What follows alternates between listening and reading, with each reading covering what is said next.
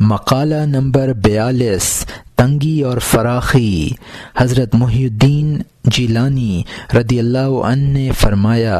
نفس کی دو ہی حالتیں ہیں، تیسری نہیں۔ ایک عافیت کی حالت ہے، دوسری بلا و تکلیف کی۔ جب نفس بلا کی حالت میں ہوتا ہے تو گھبرا جاتا ہے، شکایت کرتا اور خوش ہوتا ہے، اعتراض کرتا ہے اور باری تعالی پر اتہام تراشی کرتا ہے، صبر اور رضا و موافقت سے کام نہیں لیتا، بلکہ اسباب ظاہری کی تلاش میں خدا کی بے ادبی کا ارتکاب کر کے کفر کرتا ہے، مگر جوں ہی سکون و عافیت پاتا ہے تو سرکشی کرتے ہوئے لذات و شہوات میں کھو جاتا ہے اور ایک خواہش کی تکمیل کے بعد دوسری کی تمنا کرنے لگتا ہے۔ کھانے پینے، لباس، نکاح، مکان، سواری، کسی قسم کی نعمتیں جو اسے میسر ہوں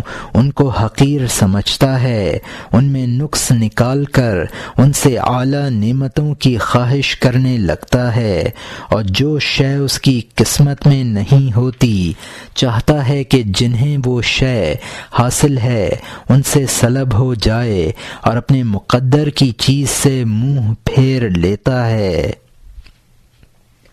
اس طرح انسان اپنے نفس کو بڑی سختی میں ڈال دیتا ہے اور جو چیز اس کے پاس ہے، اس کی قسمت میں ہے، اس پر رضامند نہیں ہوتا۔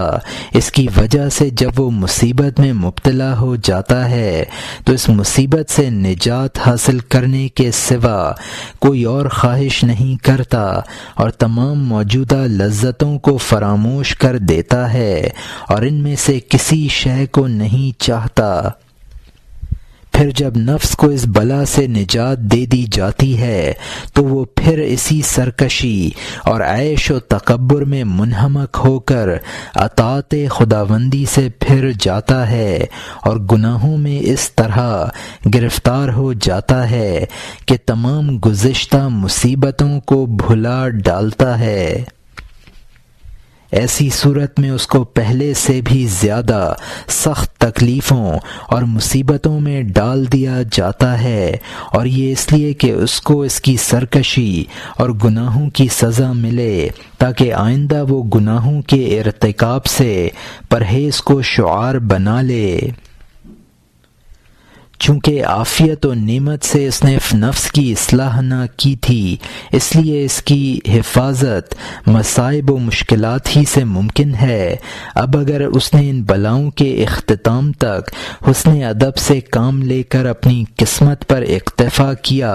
اور اطاعت و رضائے الہی پر کاربند ہو گیا تو اسے دین و دنیا کی بھلائی نصیب ہوگی۔ اس کے لیے نعمتوں میں اضافہ کر دیا جائے گا، وہ خداوند کریم کی رضا و توفیق اور خوشنودی کا استحقاق حاصل کر لے گا۔ چنانچہ جو شخص دنیا و آخرت میں سلامتی چاہے اسے صبر و رضا سے کام لینا چاہیے۔ وہ مخلوق سے شکوہ و شکایت کے بجائے اپنی ضروریات کو اپنے خالق کے سپرد کر دے اور اس کی اطاعت و مطابعت میں مشغول ہو کر اس کے کرم کا منتظر رہے۔ خدا کے علاوہ کسی اور شکوہ کرنے کے بجائے اس کے لیے یہی بہتر ہے، اور تمام اشیاء سے محروم رہنا دراصل اس کے لیے خدا کی عطا و بخشش کا مظہر ہے، اور اگر نعمتیں حاصل ہوئیں تو گویا اس کے لیے عقوبت ہے۔ مصیبتوں اور بلاؤں کا نزول نفس کا علاج ہے اور خدا کا وعدہ نقد ہے، اس کا فرمان فعل اور اس کی مشیت حالت ہے، اور جب کسی شے کا ارادہ کرتا ہے تو وہ کن فرماتا ہے، پھر فیکون وہ ہو جاتا ہے۔ تمام افعال خداوندی حسن ہیں اور حکمت و مصلحت پر مبنی ہوتے ہیں، لیکن وہ اپنے بندوں سے ان مصالح اور حکمتوں کو پوشیدہ رکھتا ہے اور اس میں وہ یکتا ہے، اس لیے بندے کو چاہیے کہ رضا و تسلیم کی منزل میں اس کی عبادت میں لگا رہے، جن کاموں سے اس نے روکا ہے نہ کرے، اور جن کے کرنے کا حکم دیا ہے ان کو کرے۔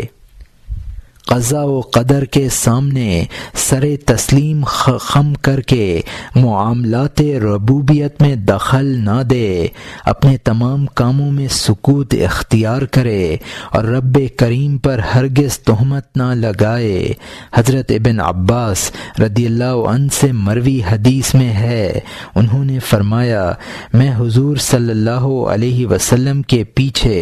اونٹنی پر سوار تھا، حضور صلی اللہ علیہ وسلم نے اچانک فرمایا، اے غلام، تم خدا کی حفاظت کرو، وہ تمہاری حفاظت کرے گا، اور جب تم خدا کے حقوق کے پاسدار اور محافظ بن جاؤ گے تو اسے اپنے سامنے پاؤ گے۔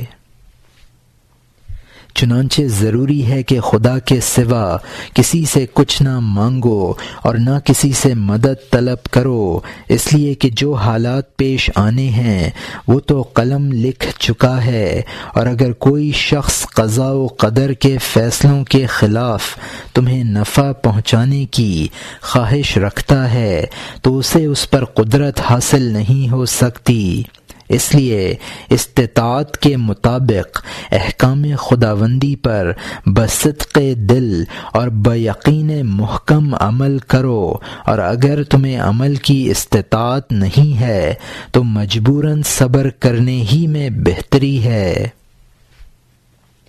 یہ بھی جان لینا چاہیے کہ صبر اور نصرت میں گہرا تعلق ہے اور تکلیف اور فراخی میں ربط ہے، کیونکہ ہر تنگی کے بعد فراخی نصیب ہوتی ہے۔ چنانچہ مومن کو چاہیے کہ اس حدیث مبارکہ کو اپنے دل میں سمو لے اور اپنی تمام حرکات و سکنات میں اسی پر عمل کرے، اسی طرح دنیا و عقبہ میں سلامتی اور عزت و رحمت کے ساتھ رہنا ممکن ہے۔